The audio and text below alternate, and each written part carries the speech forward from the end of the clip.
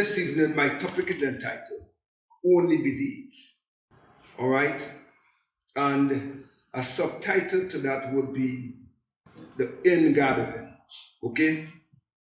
In Matthew 13:30, scripture reads, it said, let both grow together until the harvest.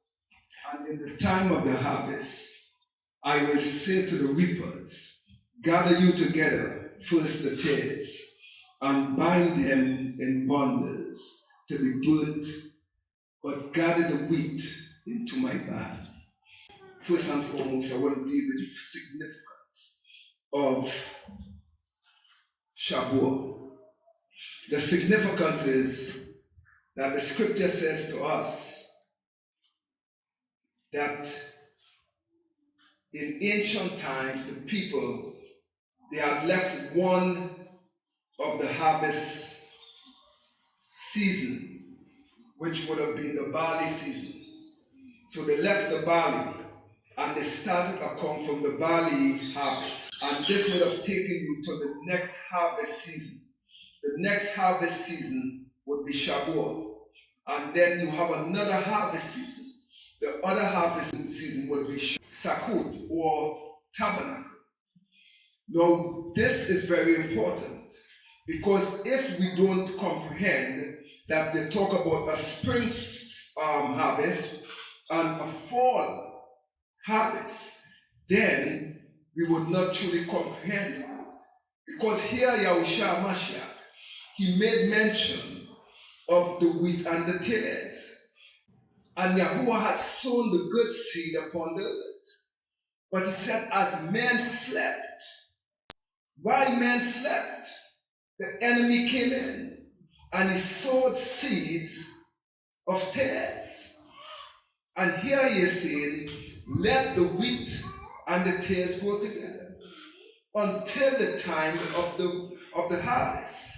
The time that the reapers would come, the malaks would come to do the reaping. And we, my brothers and sisters, must remember, lest we forget, because the scripture says to us that on this time of our season, we were supposed to have 2 loaves on the table presented to you to remind you of both parties, the Hebrews and the Goyim, the Gentiles, that all have sinned and fall short. That both parties have received Torah and they have received the Ruach HaKodesh. And in spite of this, many would continue to reject the fact that with the outpouring of the Ruach HaKodesh on the day of Shavuot, because the scripture says that when the days of Shavuot was fully come, they were in one accord. They were in one accord in the temple. Now, to be in one accord, it means that they believed in Yahushua Mashiach. So they believed in him. They trusted him at his word. Trusting him, knowing that whatsoever he says, he is able to do. And not only that, but they also believed in what they heard. And because they believed in what they heard, they knew it was truth.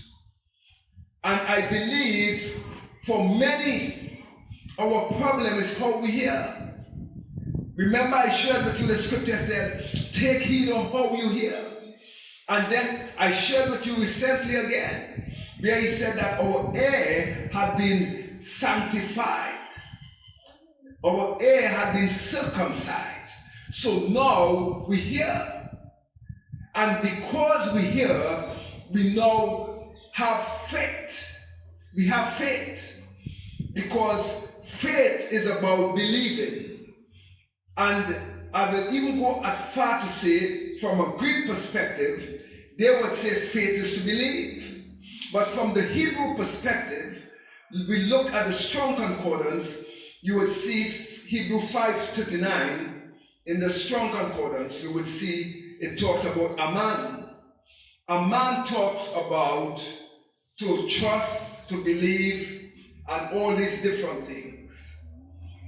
And we would also find you will also find, because it talks about to build up and to be faithful, to be firm, etc., to believe, to trust. So when we talk about faith, you will see faith and belief carries the same thing, it carries the same meaning.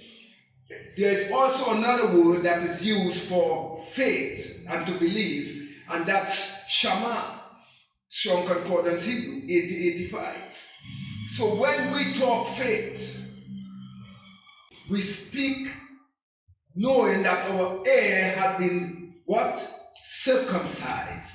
And if our ear had been circumcised, then we have the ability to hear. Because Shama means to listen, to hear, and to obey. So when you listen, you hear, you internalize it, you hear, and you obey the word. Then it becomes part of you. And this is how faith comes, because the scripture says that faith cometh by hearing, and hearing by the word of the Most High. So my brothers and sisters, we have seen that many today, because we have been taught that faith is only to believe, but to believe what? It says that we must trust Yahuwah. Hence the reason he says that man shall not live by bread alone, but by every word that proceeded out of the mouth of the Most High. Now on this day that we commemorate here, it also reminds us the two loaves is symbolic of the tablet of stone. That's why he said that man shall not live by bread alone, but by every word that proceeded out of the mouth of Yah. So the loaf is symbolic of the Torah. It is symbolic of the Torah. We also saw that the tongues of fire is symbolic of the Torah that rested upon all nations. So where am I going with this? I'm simply saying, my brothers and sisters, that if we fail to adhere to what Yahuwah had done and what he had given us, then we will continue to live contrary to his word. It also went on to say, we must continue to defend or contend for the faith. And this faith that we have is Shabuah. Why? Because Yahuwah associated the harvest time. He associated harvest time of the wheat. Why did he use the wheat? He used wheat to remind us of his harvest season. But before you harvest, you have to plant, you have to sow, you have to cultivate the land. And cultivating the land always takes time. It's a process whereby many people fall apart. They fall away based on the cultivating of the land. And that is where now you have to sow. And as you sow, then you will have the reapers that will come to harvest. But what is the wheat? I see in Christianity they say the wheat is symbolic of fertility, prosperity, and all these different things. But simply for us, wheat here speaks about, it is symbolic of the children of light. It talks about the good seeds. The good seeds are those that obey the Torah.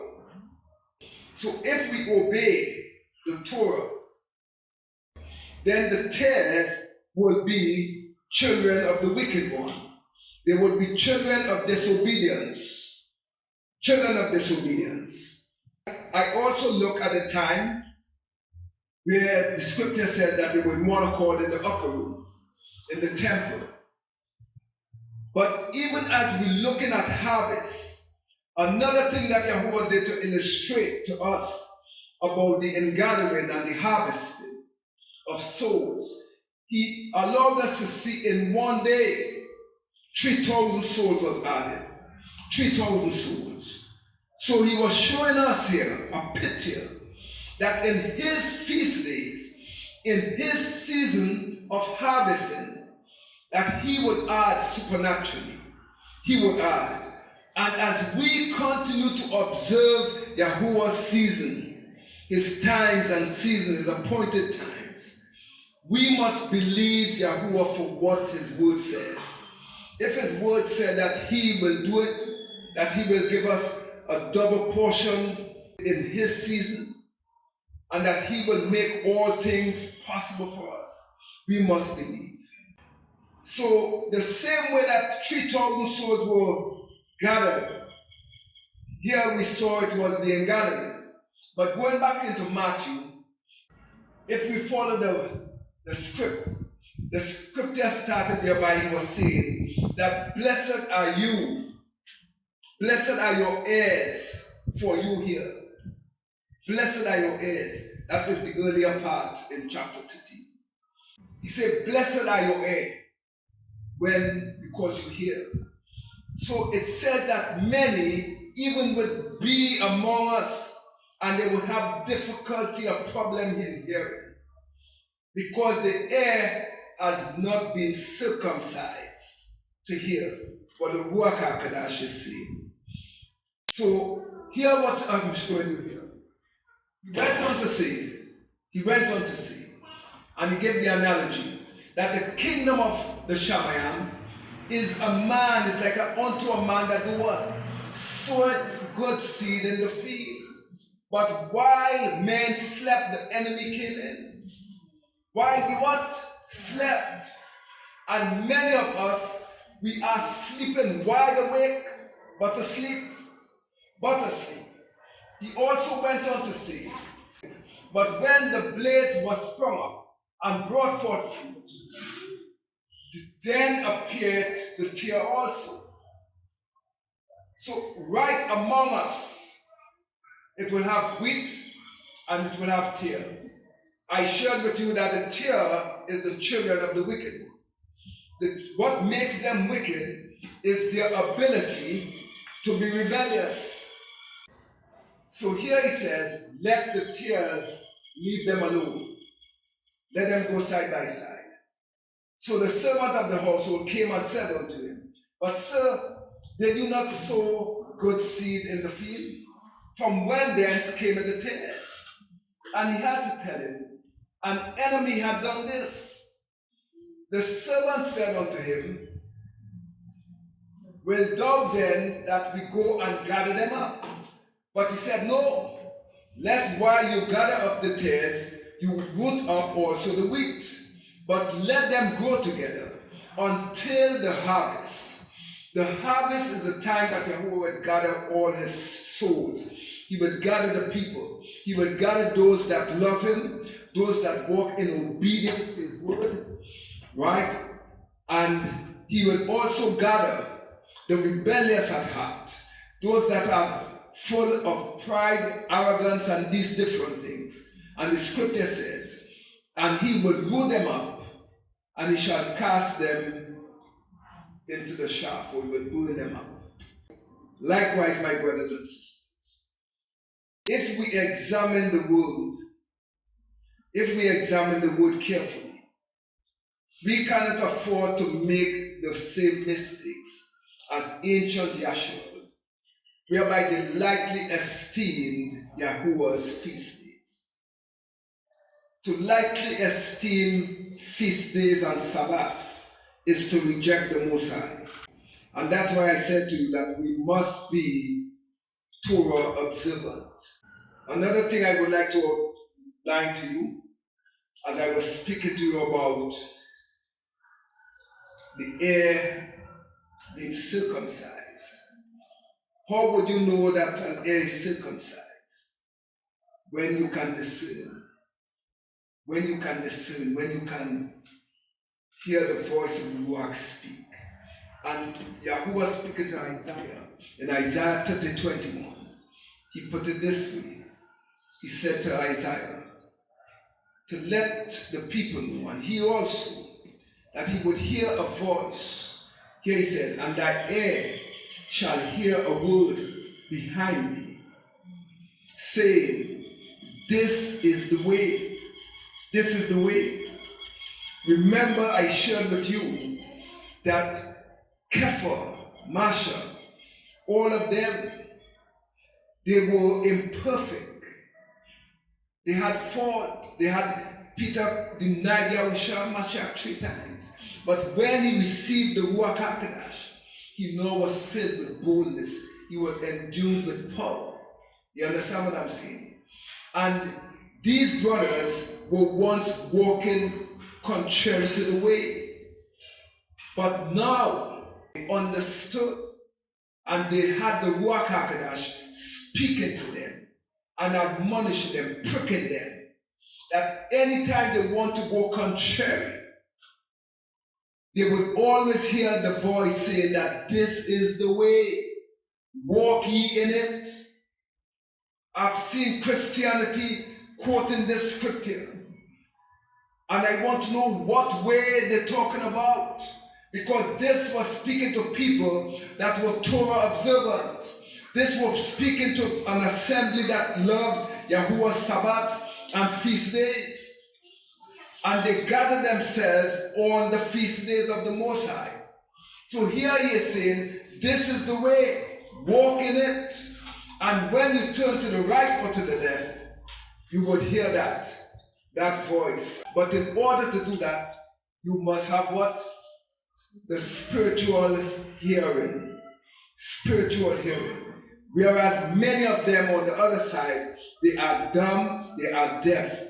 They have eyes they cannot see, and ear they cannot hear. Spiritually deaf, spiritually dumb. And that's where many are. Many are.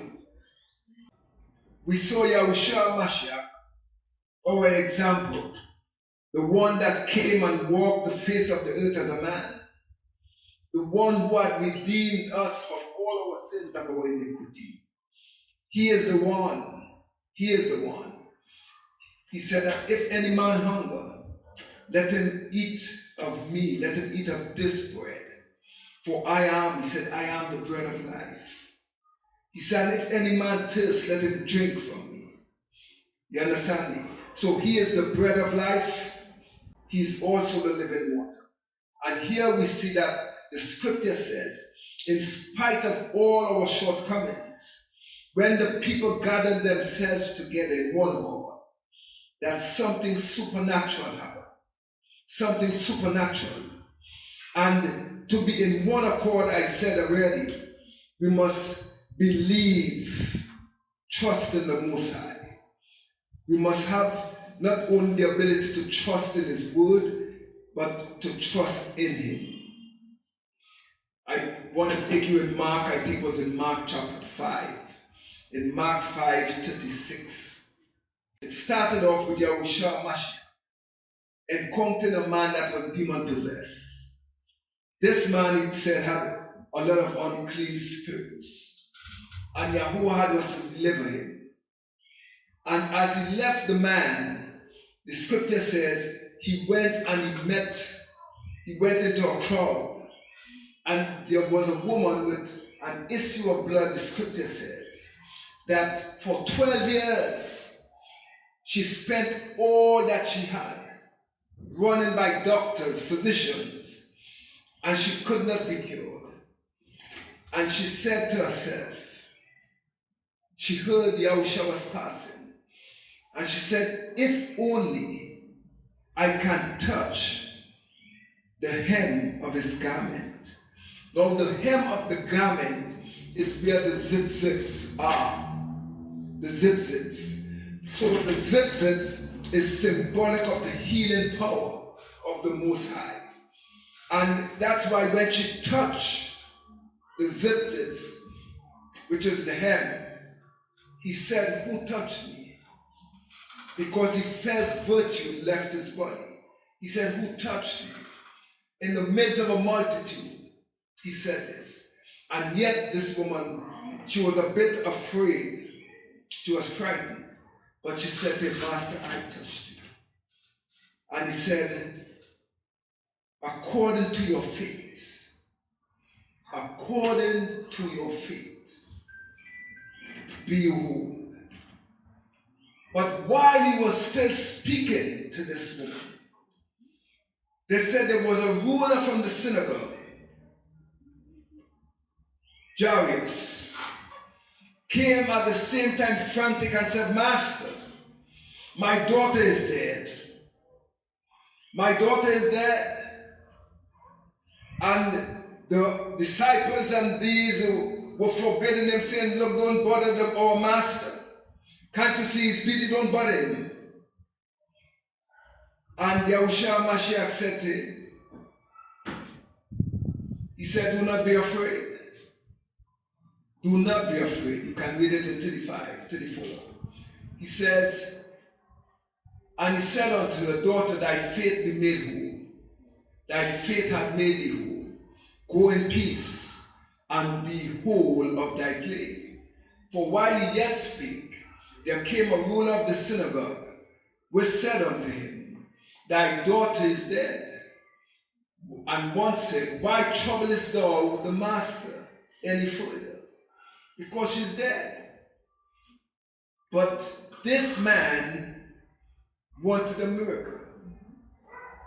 This man had a need.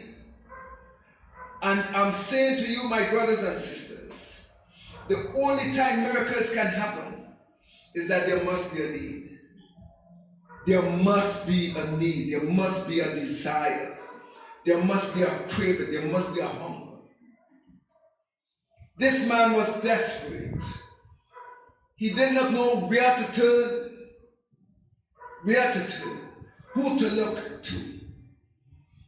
But all he knew is that Yahushua Mashiach was able. Not only was he able, but he was willing. And that's why when he went to him, he went pleading that my daughter is dead. Looking for a miracle, because it's only you can revive. It's only you can resurrect. And Yahushua Mashiach, he heard the words that were spoken because he identified faith. He identified faith. That even though the man knew his daughter was dead, he believed that Yahushua Mashiach had the capability to bring her alive. And that's why he said, be not afraid, only believe. And it is on this note, my brothers and sisters, we have been trusting the Most High for a lot of things. And I want to ask a question today. Is there anyone out there that truly believes? Is there anyone that believes Yahuwah? No, I'm not talking about if you want a little something. I'm talking about if you thirst, if you want more of the Most High. Because you've got to be desperate, you've got to be hungry. You've got to be hungry. All right? So if there is any that truly want to take Yahuwah at his word, on this day of Shavuot, to take him at his word, for whatever miracle, whatever desire that you have. The scripture says in James 5:14, the scripture says, it says, any sycamore, let him call unto the elders, and let them pray over him. Let them pray over him. Right? Because why? He said, the effective and fervent prayer of a righteous man availeth much.